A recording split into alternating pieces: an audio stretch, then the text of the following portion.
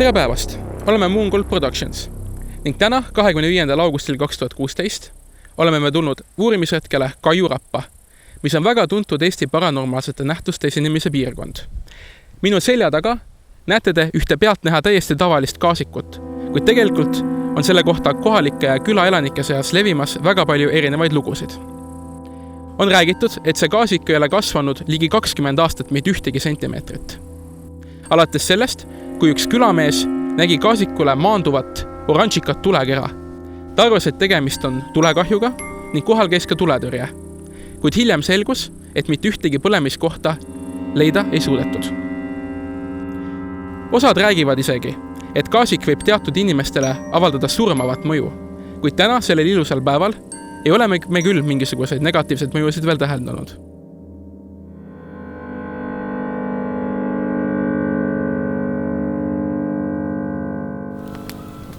Oleks võinud marshmallowsid võtta kaasa. Midagi paranormaalselt veel näinud ei ole. Võib-olla videole jäi midagi. Aga õhtu alles algab. Võib-olla siis öösel rabas midagi huvitavat.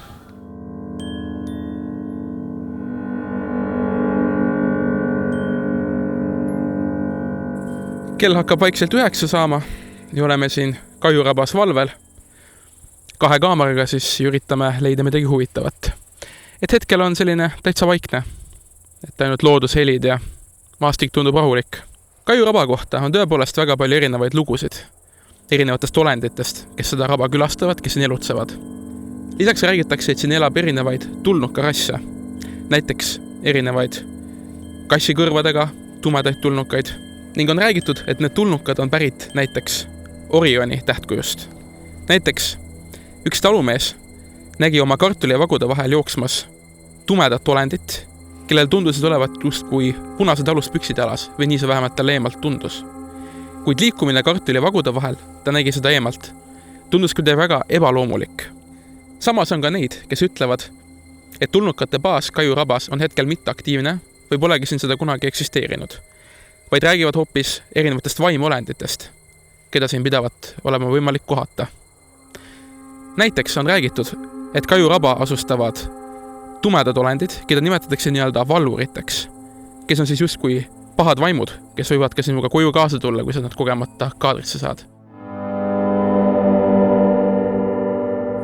Et kui Kaiurabas siin veel rääkida, siis on ka liikunud sellist informatsiooni, et Kaiuraba on seotud näiteks merivälja nii-öelda objektiga ja mis on ka väga huvitav ja märkimisväärne. See info pärineb siis Igor Volkelt, et Nõukogude ajal käisid koguni Nõukogude Liidu sõjaväe uurimisgrupid siin samas Kaiurabas, ühtlasi ka siis ka merivälja objekti uurimas ja tulid ka siis oma uurimisretkel ka siit Kaiurabast läbi ja kandsid kaasas igasugu väga kahtlast, imelikku, veidrat, selliseid mõõteaparaatu ja erinevaid masinaid ja nendega nad siis siin käisid rabas ringi, mõõtsid midagi ja omal ajal sattus kaasa ka siis Igor Volke nendega.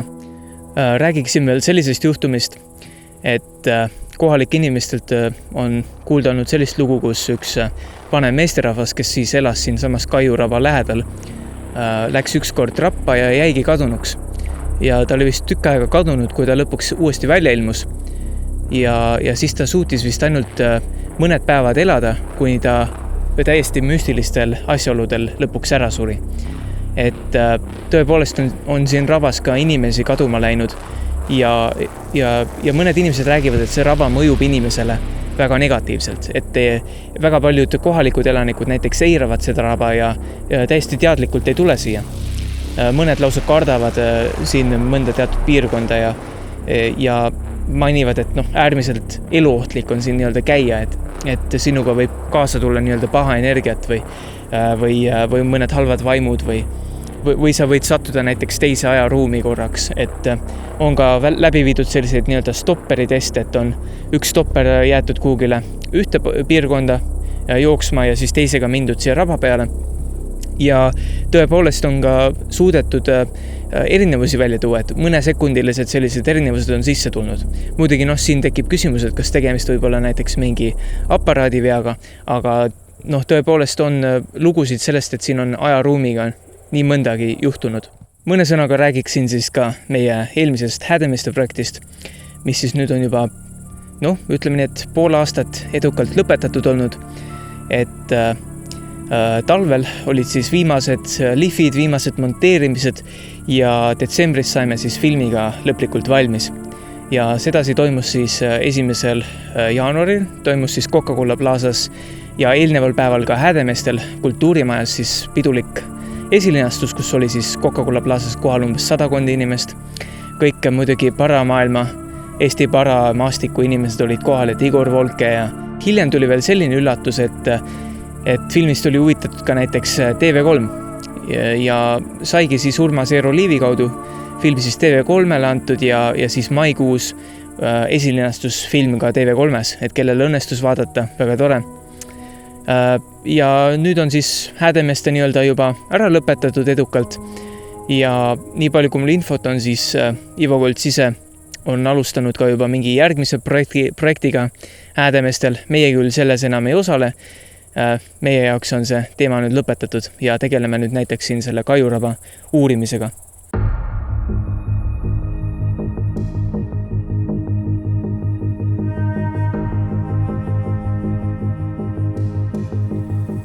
Nüüd hetkel juhtus üks päris huvitav asi, et me just enne filmisime seal, mida te nägite, ja hakkasime just tagasi tulema. Et siit umbes 200 meetri kaugusel on meie laagriplats, et siit kus raba lõpeb, siit algab mets ja siis on meil natuke maad. Ja seal on meie tiimi 3. liige. Ja kuulsime siis just sellelt samalt suunalt, kuhu meie laagriplats jääb. Kuskil 50 või 100 meetrit, niimoodi just seal nagu metsatuka sees. Kuulsime ühte väga huvitavat heli. Et see oli selline madal, me mõtlesime kõigepealt, et see on meie 3. rühma liige, kuna see oli suhteliselt inimese hääle sarnane selline madal, ma üritan järgida selline niimoodi kuskil 5-6 korda umbes. Et võtsime ka ühendust kiiresti oma 3. liikmega ja küsime, et kas ta äkki ise tekitas selle heli, aga ta ei kuulnud seda, et ilmselt heli oli kas siia poole või tal ka võis mängida muusika, et seetõttu ta ehk ei kuulnud. Aga kuna me oleme rabas, siis siin võib ka looma hääli olla, seega me veel väga suuri järeldusi sellest ei tee, aga see oli korraks selline esimene huvitav asi, et täna ei ole sellistesse veel varem olnud. Eks neid me sedasi hakkab saama.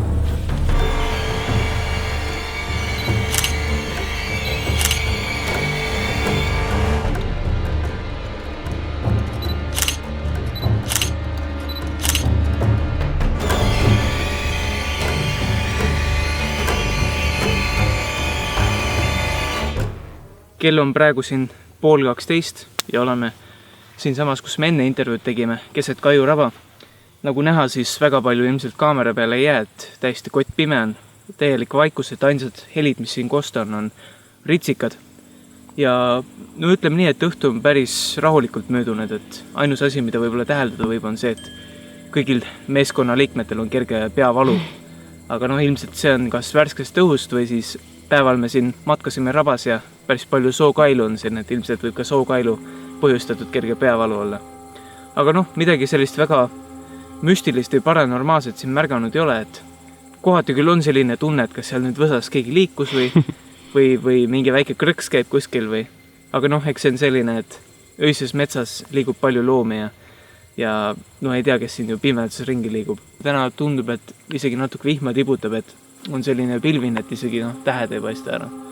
Aga muidu ilm on väga soe ja siin on nüüd mitu päeva sadanud ja raba on ikka väga vesine. Et kui me siin jalutame, siis kogu see raba on ikka kerge veekihi all. Et nagu kuulda näed siin vee all. Aga jah.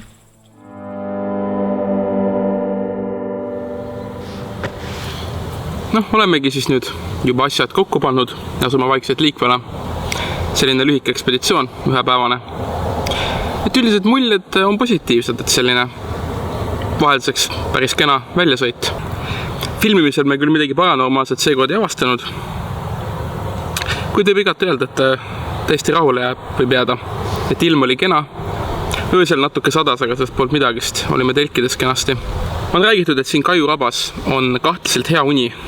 Et paljud inimesed puhkavad ennast siin paremini välja kui kunagi varem. Meie tiimiliikmetel selles suhtes olid veidi erinevad kogemused. Et teistel siin oli päris hea magada. Minul isiklikult tund väga ei tulnud. Et eks veidi need loodushääled segasid ja selline võib-olla veidi kõhedapoolne, aga ei midagi hullu. Ütleks, et päris kihvt selline matk oli, pigem küll loodusmatk kui paranormaalne retk, sest et midagi väga paranormaalset me siin ei kogenud. Ja öö läbi oli metsas täielik vaikus, mitte mingisuguse praginaid ega midagi ei olnud kuulda, isegi täielik vaikus. Eile õhtul oli veel pilvine, et tähti ega mingisuguseid taevakajasid ei olnud näha, aga muidu läks kõik väga hästi, et eile küll algas matk väikese ehmatusega, et üks meie tiimiliige kukkus sinna laukasse pikali, aga pärast sai lõkke ääres püksid ära kuivatatud ja siiski lõppkokkuvõttes läks kõik väga hästi. Et Kaiuraba on selline kihvt koht, kuhu võiks ikka tulla. Öösel küll on selline natuke kõhetunne, aga päeval küll mitte midagi siin tunda ei ole. Et täiesti tavaline mets, täiesti tavaline raba ja küllalt killus loodus, et hetkel meil siin oli terve hunnik. Saime isegi jõhvikaid korjata ja seeni ja kõike. Nii et järgmise korrani.